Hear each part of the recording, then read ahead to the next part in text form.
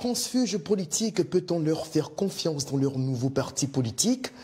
Hier, c'était Jean-Yves Esso, cadre du PDCI-RDA, qui annonçait son ralliement au RHDP au pouvoir. Aujourd'hui, l'on apprend par une publication de l'agence de presse régionale que dans quelques heures, donc ce jeudi, il y aura une grande cérémonie d'adhésion massive de militants du PDCI-RDA qui vont suivre donc les pas de Jean-Yves Esso, qui les a précédés seulement 48 heures en arrière. Alors, est-ce qu'il faut s'attendre à une tendance, à une sorte de phénomène qui se déclenche là, Soro Djabiga, à partir de Jean-Yves Esso? Oui, il faut s'y attendre. Et moi, je remets en cause un peu le management politique du président Tidjane Thiam. Il faut qu'il revoie cette méthode-là, sinon ça risque de créer une saignée au niveau du PDCI. Mais après, c'est habituel, non? À chaque veille d'élection... Oui, vous savez, sous nos cieux, on a tendance à récuser... Sous nos cieux, on a tendance à récuser la transhumance politique. Alors qu'au-delà même de la trahison, il y a plusieurs aspects qu'il faut pouvoir voir. Parce que pour pouvoir intégrer une formation politique, on a épousé la ligne, on a épousé la vision, l'idéologie, tout ça. Et demain, quand on n'est plus d'accord, on part. On ne reste pas pour perturber le fonctionnement du parti. Voilà, mais je disais tantôt qu'il faut, du côté du PDCI, le président Tidjane Thiam doit revoir un peu son management politique. Vous savez ce qui est à l'origine de ce problème avec le camarade Jean-Yves Esso. Et puis le PDCI avait décidé de ne plus participer au débat sur la chaîne NCI 360. Et véritablement, l'animatrice Evelyne Deba avait besoin d'un représentant du PDCI pour venir défendre le parti. Elle a passé 2 ou 3 coups de fil et elle n'a pas pu avoir d'éléments. Elle a eu quand même des confrères journalistes que je ne citerai pas ici, pour du PDCI qui n'ont pas voulu participer. Et c'est là qu'il a été contacté et il est allé en son nom propre. Et quand il est allé, malheureusement, ça a été mal perçu au niveau de sa chapelle politique.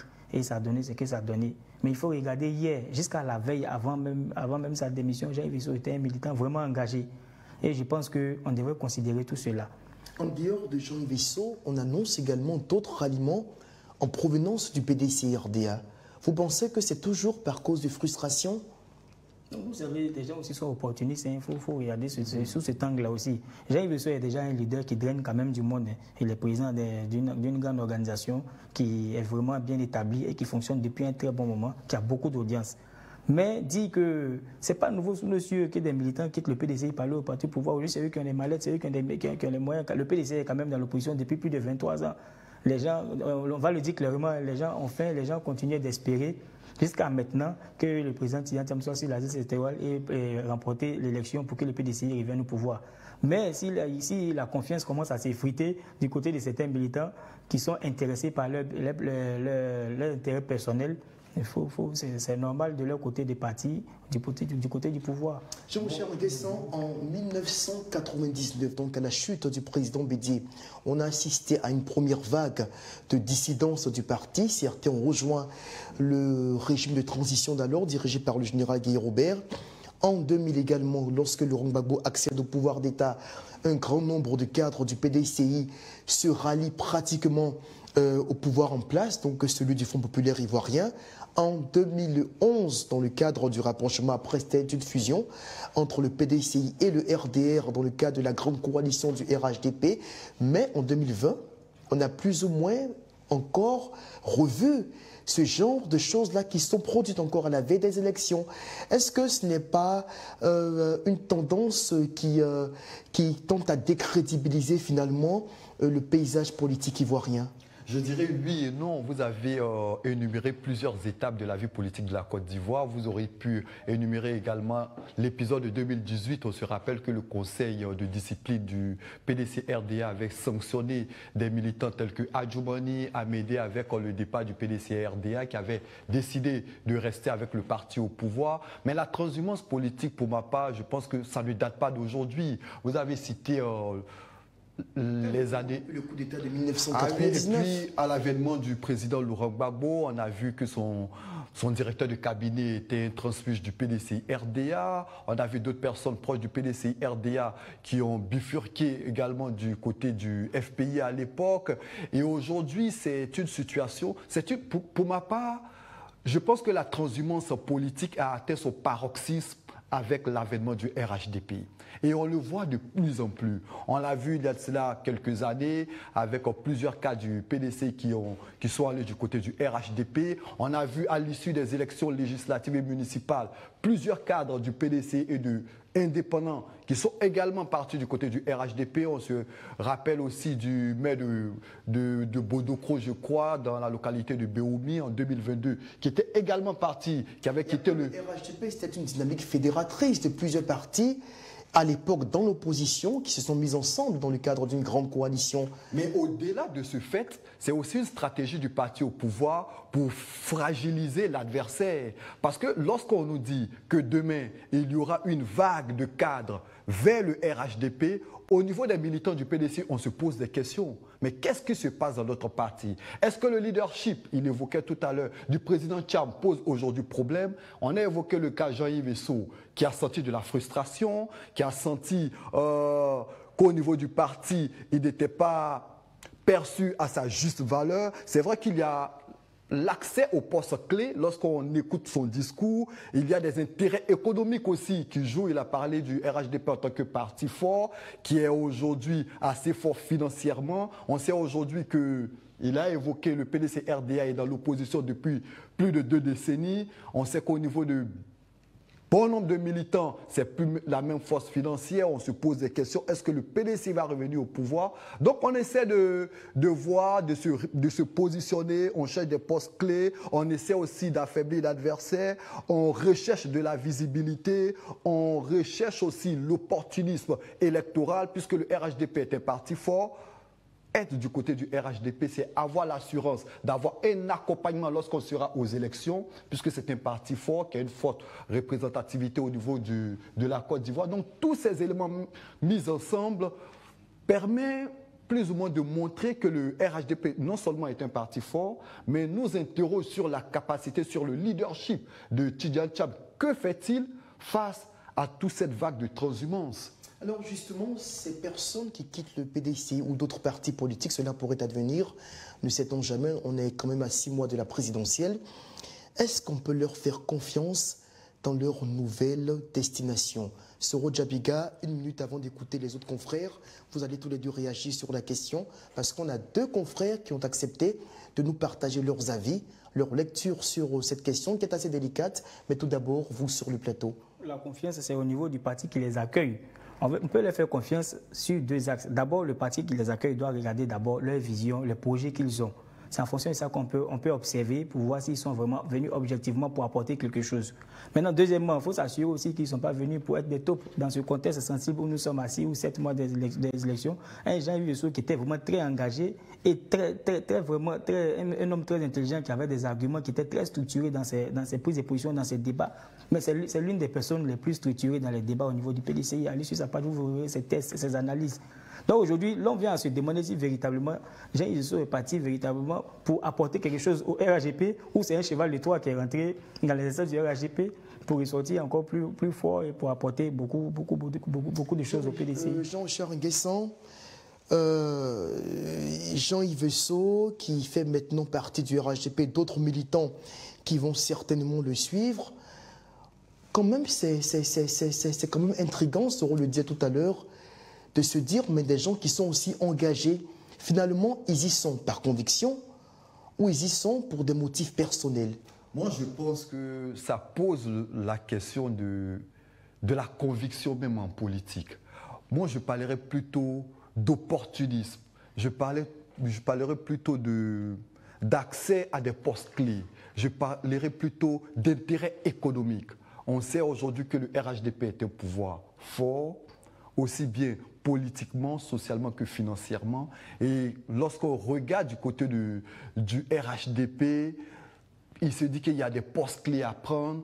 On se rappelle de Koné Fou qui était très virulent envers le RHDP. Qui est issu du mouvement Génération Peuple Solidaire de Guillaume Soro. On a été surpris de son départ de GPS pour le RHDP, on est surpris également du départ de Jean-Yves Esso.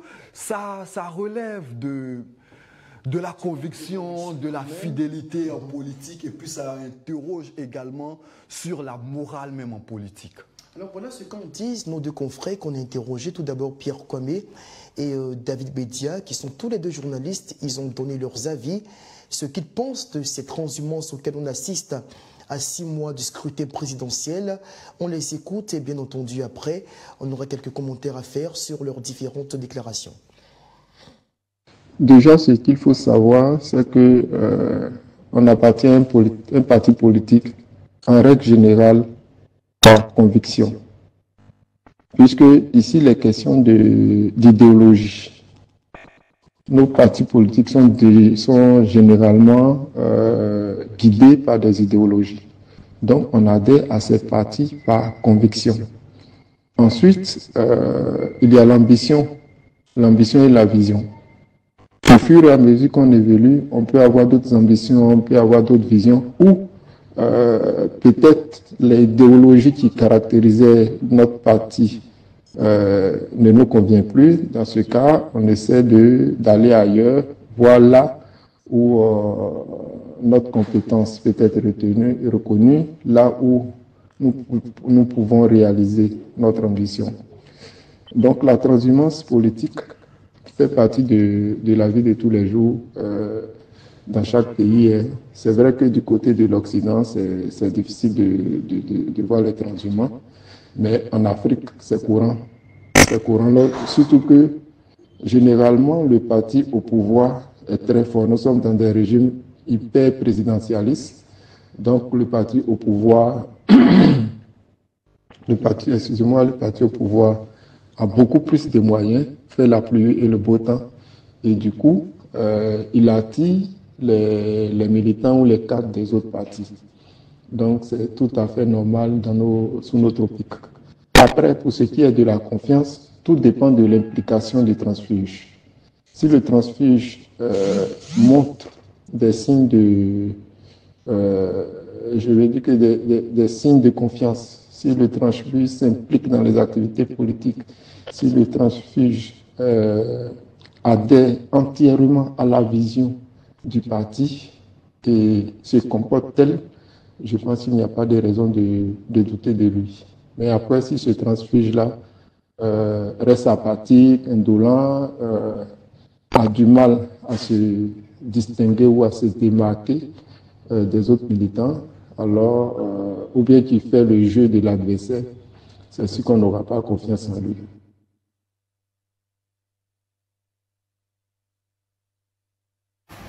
La question est pertinente. Après l'épisode de Jean-Yves Esso, peut-on faire confiance aux transfuges politiques en Côte d'Ivoire? Il faut dire qu'avec les politiciens, on doit s'attendre à tout. Là, Parce on que va écouter donc les avis de Jean-Pierre. Est-ce que la régie me suit? Donc on vient juste entendre l'avis de Pierre Kwame sur la question donc, des transhumances politiques. Il n'en est pas surpris, finalement pas grand nombre en semblent surpris, parce qu'en Côte d'Ivoire, c'est une tradition qui précède quasiment chaque scrutin présidentiel, notamment. Même les élections locales aussi ne sont pas épargnées par ce phénomène-là. Rapidement, commentaire sur cette déclaration. Ou peut-être qu'on va demander à la régie de nous passer l'avis de David Bedia avant de revenir pour commenter les deux avis qui, en plusieurs points, se rejoignent.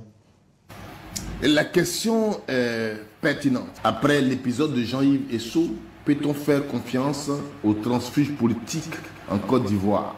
Il faut dire qu'avec les politiciens, on doit s'attendre à tout. Parce qu'ils sont imprévisibles. Normalement, adhérer à un parti politique est une question de conviction.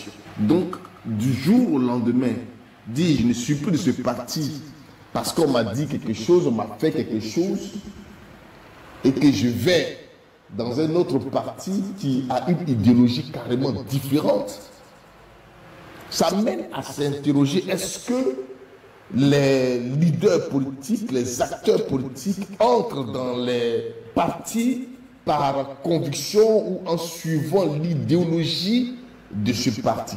Parce que même quand on suit l'idéologie du parti et que même on a subi une blessure, une frustration, on ne peut pas faire un revirement à 360 degrés. Ce n'est pas possible. Puisque l'idéologie reste. Je vous prends seulement l'exemple du FPI qui s'est aujourd'hui scindé en 3 parties.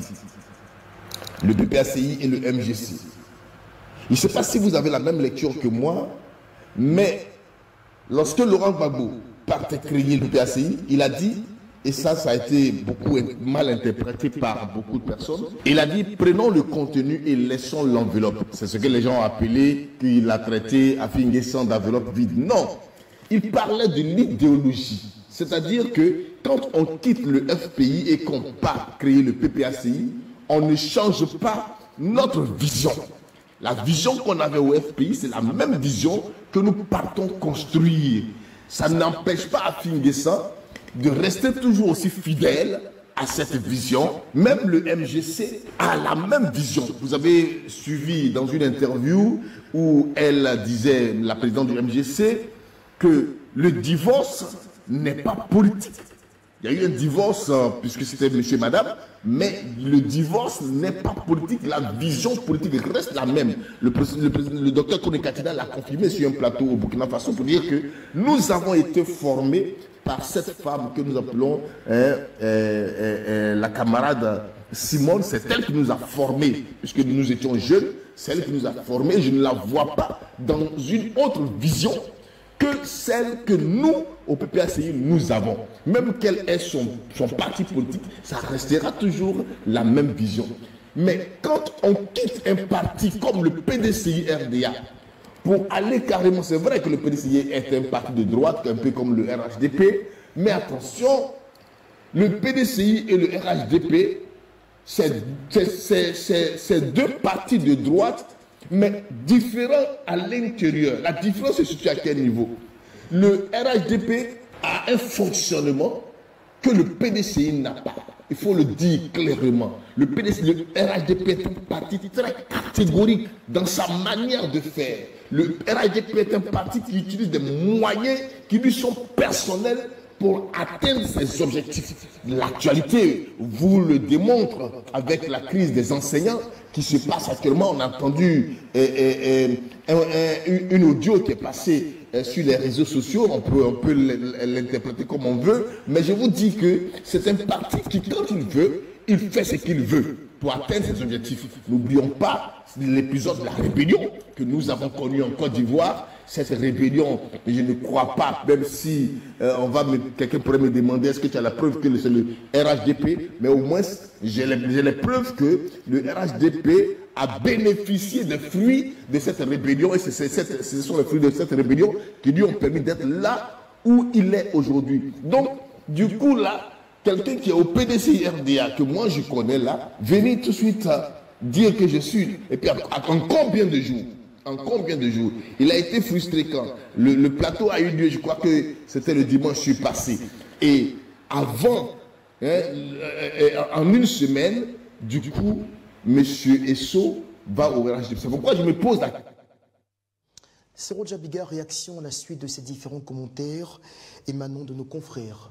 Bon, les 2 confrères, que ce soit Pierre Kwame et David Bedia, ont posé le problème de la transhumance et de l'idéologie politique. Ils ont parlé un peu de conviction aussi. Et la question que je me pose, puisque le départ de Jean-Yves Esso était quand même un peu spontané, hein. Ça a été épidémique, ça a été spontané juste après la réaction du PDCI. Le lendemain, il a démissionné. Bon, s'il n'était pas content, si tant qu'il n'était pas content de la réaction de son parti après sa participation au départ des NCI, pourquoi il n'est pas allé au PPACI? Pourquoi il n'est pas allé au FPI? Après, ce n'est même pas le même croisement idéologique, attention. Oui, mais ce n'est pas le même croisement idéologique aussi que le RHDP. C'est pour dire qu'aujourd'hui, il faut qu'on fasse attention. La fracture que nous vivons aujourd'hui, la fracture politique que nous vivons en Côte d'Ivoire aujourd'hui, est la conséquence de plus de 3 décennies de nos grands leaders politiques. Ils ont posé des actions aujourd'hui qui nous ont divisés. Aujourd'hui, ceux qui sont sur la scène politique, ce sont, quand on peut dire la génération intermédiaire, ce sont ceux-là aujourd'hui qui vont diriger nos différentes générations jusqu'à ce que d'autres générations prennent le flambeau. Et si aujourd'hui les grands leaders qui sont sous l'effet des projecteurs ne sont pas imbibés de la conviction politique, ne donnent pas le bon exemple, demain la Côte d'Ivoire va partir de mal en pire et on n'aura pas de bon exemple sur la scène politique. Il faut que nos leaders politiques donnent l'exemple aux jeunes qui viennent suivre. Souvent on pose le problème de la participation politique de la jeunesse. nous animons des formations, des participations et autres pour la participation politique des jeunes. Parce que les jeunes aujourd'hui ne se reconnaissent pas dans la chose politique. Elle a été sacralisée, elle a été diabolisée, elle se gère de façon opaque. Et aujourd'hui, ceux qui sont devant aussi donnent l'impression qu'ils sont guidés par leurs intérêts personnels. Et malheureusement, quand on observe le cas de Jean-Yves, ça donne un peu l'impression qu'il est parti au restaurant. On a tous écouté son intervention hier. Il a dit qu'il a 56 ans, il a 8 enfants. Il ne veut pas faire encore 70 ans dans l'opposition. Ça veut tout dire. Ce n'est pas un bon exemple. Jean-Charles, c'est votre réaction?